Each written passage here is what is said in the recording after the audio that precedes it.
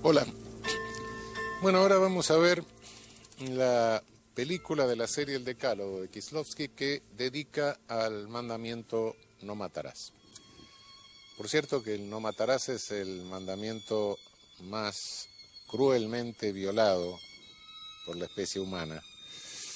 Kieslowski podía haber elegido ese u otro contexto, es decir, su propia tierra, su propio país está regado de sangre contemporáneamente, le brindaba muchas otras posibilidades para graficar este mandamiento.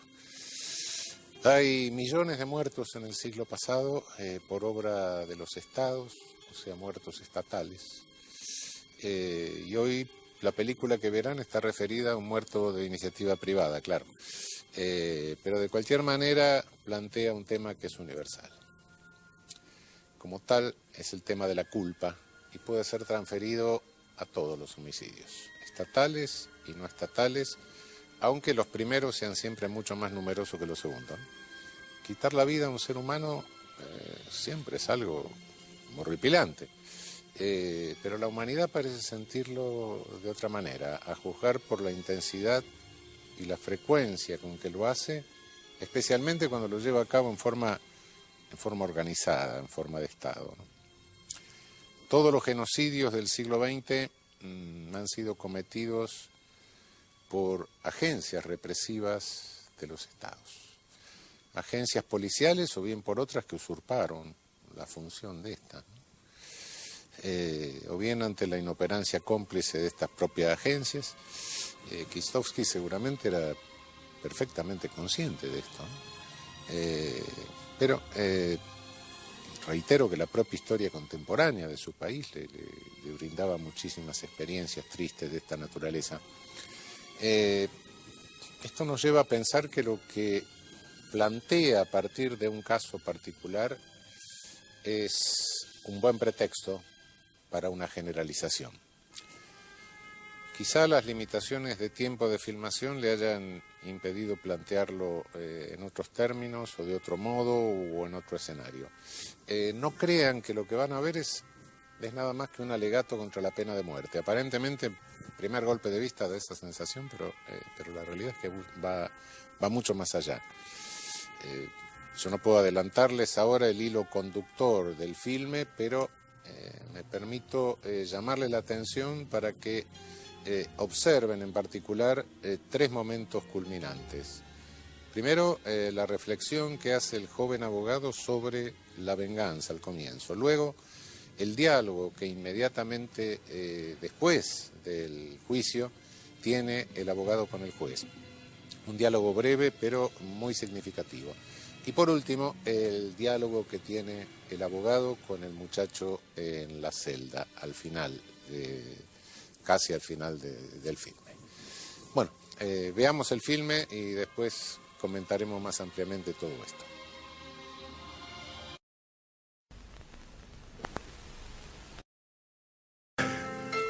Bueno, ahora que hemos visto la película, tengo la impresión de que quizá produzca un poco de desconcierto, ¿no? Todo parece sencillo. Al comienzo, un homicidio gratuito, sin sentido, un perturbado mental, una máquina estatal inexorable. Bueno, el simplismo vindicativo diría que se lo aguante, ¿no? ¿Por qué mató al taxista, loco el diablo? Pero la película inquieta mucho más.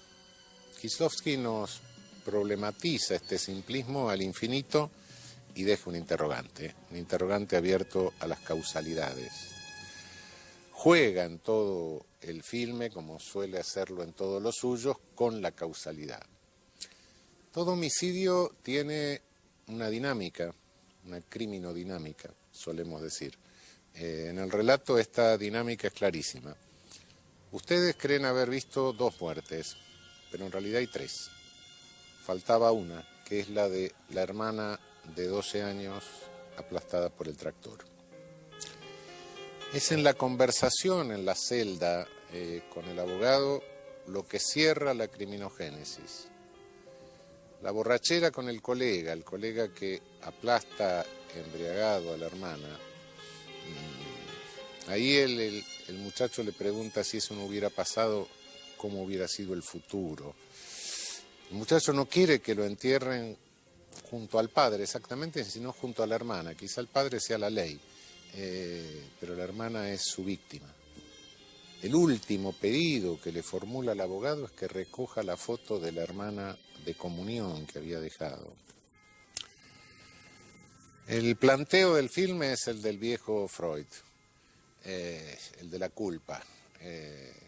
Hay una cadena de causalidades que parecen el azar, pero es el azar. Ahí está la pregunta. Si la hermana no hubiese muerto, todo hubiera sido distinto. Pone en duda el azar y más bien descubre ese hilo de la causalidad. En un momento del filme la cara del muchacho se ilumina porque ve a las dos niñas ante la vidriera, pero inmediatamente ensucia la vidriera. Es la culpa que extiende su mancha por la muerte de la hermana. Un homicidio culposo con imprudencia en el que él mismo tomó parte. El chico no se anima a suicidarse, está mirando desde el puente, por debajo del brazo ve la parada de taxis y arroja una piedra malvadamente, suma culpa, suma maldad, como cuando le espanta las palomas a la anciana, ¿no? Y el taxista también juega con su destino. El taxista deja a un hombre y a una mujer muerto de frío en un lugar solitario. El taxista no atiende a un par de personas que lo solicitan. Hace caso omiso ni se apiada del borracho que querían llevar. Hace una maldad gratuita al espantarle el perro al paseante. Se deleita con las pantorrillas de una adolescente seductora. Y desprecia a su mujer arrojándole la vianda que le diera a otro perro. Todo pareciera cerrar como si una mano condujese a cada uno a su destino. Hay una mezcla de Freud con una muerte anunciada de García Márquez. Todo impulsado, motorizado por la culpa. Y la causalidad se pone en marcha más notoriamente en el aparato punitivo. En el régimen polaco de la época, el final era más que previsible. Hay una velada crítica. Luego el abogado defensor derrotado interroga al juez a ver si había hecho bien su tarea y el juez le responde que la había hecho de modo inmejorable, solo que quizá hubiese necesitado un mejor juez. Es decir, el viejo trata de quitarle la culpa. Nada mejor, ¿no?, para eximir de culpa al joven que esto, ¿no? El filme casi caricaturiza, por decir así, la maquinaria judicial, la maquinaria policial. Y ahí está la crítica de Kieślowski a un régimen en agonía, ¿no? Oculta una suerte de alegato esto. De todas formas, como muestra a los partícipes de la ejecución, muestra que esta ejecución no deja de ser otro homicidio, y estos participan con toda neutralidad afectiva, ¿no? Observen ustedes que el viejo fiscal se cruza con el abogado y lo felicita por el nacimiento de su hijo, cuando ambos van a participar en la muerte de un joven, la programada muerte de un joven, ¿no? El chico antes de la ejecución dice: estaban todos contra mí. El abogado formalmente trata de explicarme que no, que estaban todos contra el hecho cometido por él. Pero la respuesta del muchacho es definitoria, es lo mismo, dice. Y sí, es lo mismo. El hecho es el pretexto para estar contra el acusado, aunque a veces sirva para limitar la venganza, es cierto. Pareciera que todos en el filme hicieron lo que el destino tenía marcado. El azar se convierte en causalidad y esta es fuente de la culpa de cada uno, la culpa que cada uno siente. El juez trata de liberar de culpa al defensor al asumir la responsabilidad. Su alegato fue perfecto, inmejorable. Quizá debió encontrar un mejor juez. Pero el abogado vuelve a la carga con su culpa y ahora por haber estado en la cafetería al mismo tiempo que el muchacho y no haber hecho nada. Es absurdo, es absurdo pensar en una culpa así, ¿no? Bueno, la culpa siempre es absurda frente a la causalidad. El teodio final del abogado, en definitiva es ridículo, pero es el ridículo que tantas veces es puesto de manifiesto en el duelo. Más allá de lo que el artista quiso explicar, hay en la ficción una realidad. El suicidio triangular existe con demasiada frecuencia. La conducta heteroagresiva muchas veces está ocultando una violencia autoagresiva de carácter inconsciente. No se necesita mucha sutileza para advertir que muchos actos violentos esconden la búsqueda de la muerte o la búsqueda de la pena, no por la maquinaria fría del régimen polaco, pero sí por la reacción defensiva legal en el acto mismo. Y la culpa, si ustedes supiesen cuántas veces los que lidiamos con expedientes exclamamos: «¡Pero qué idiota! ¿Cómo hacía esto si no se daba cuenta?». Es decir, se nos va haciendo la mente criminal de alguna manera. Uno dice, bueno, pero si yo hubiera hecho eso no lo hubiera hecho de manera tan tonta. Sí. Por supuesto que esto lo pensamos en hechos no tan dramáticos, ni siquiera con muertes, pero en otros con menos trágicos, hechos menos trágicos también. ¿Qué se puede pensar de un ladrón que se olvida la cédula de identidad o el DNI en el lugar del hecho? ¿Qué se puede pensar de un sujeto que lima la cadena de una bicicleta en Florida y Corrientes?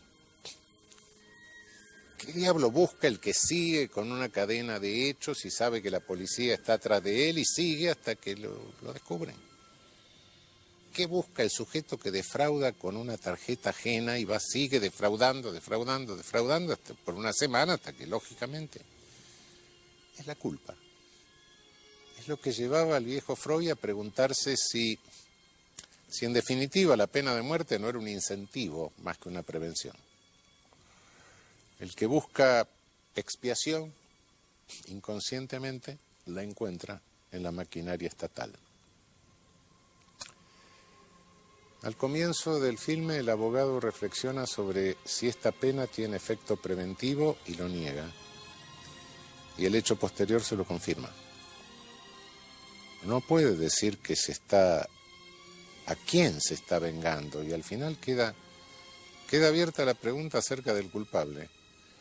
Su propia asunción de culpa, ridícula, en términos racionales, no es otra cosa que ese mismo mecanismo puesto en marcha.